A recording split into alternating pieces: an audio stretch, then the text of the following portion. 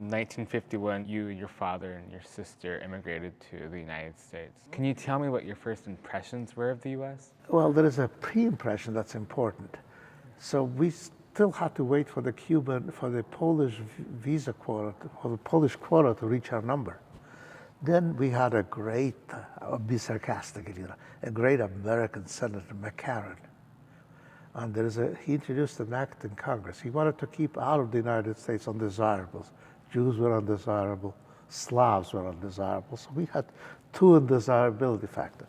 So the way he changed the quota system now was the quota system was based on the country of birth. So you could admit 20 people who were born in Poland and they had applied to certain years.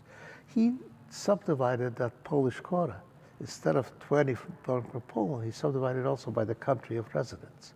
So the 20 Polish born who could be admitted to the United States, if you lived in Uruguay, you have two from there. If you now live in Cuba, you can have three. I don't know what numbers.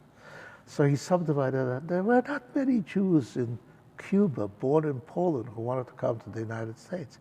So my father gets a call from the American ambassador to Cuba. If you still want to come to the United States, come down and we'll interview you. You get a visa almost immediately. So that's my pre-memory of coming to the United States. When we came to the United States, but my father, again, maneuvered things correctly. We flew from Havana to Miami, and then we took a train from Miami to New York, where our relatives met us, and we lived in Hoboken, New Jersey for a while. But when my father gets off the plane, I guess my sister and I are following him, he lies down on the ground and kisses the ground. And so that's probably my first memory of the United States. My second memory is a bit frightening.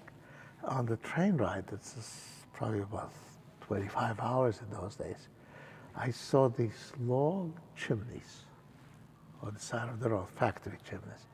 And I somehow thought that in America they cremated all dead bodies. And I thought these were crematoria. And crematoria connected in my mind with the death camps in Europe or whatever. So that was a frightening experience. But once we got to New York and Hoboken, except for some family difficulties with everyone else, my life was extremely pleasant. I just remember a cousin or an uncle who was serving in the army as a lieutenant.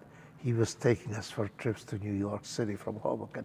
And when he met a soldier, they all saluted him, and I loved that. And then we went to high school in Hoboken, then in Patterson, and then in Brooklyn. And I have no bad memories of that at all.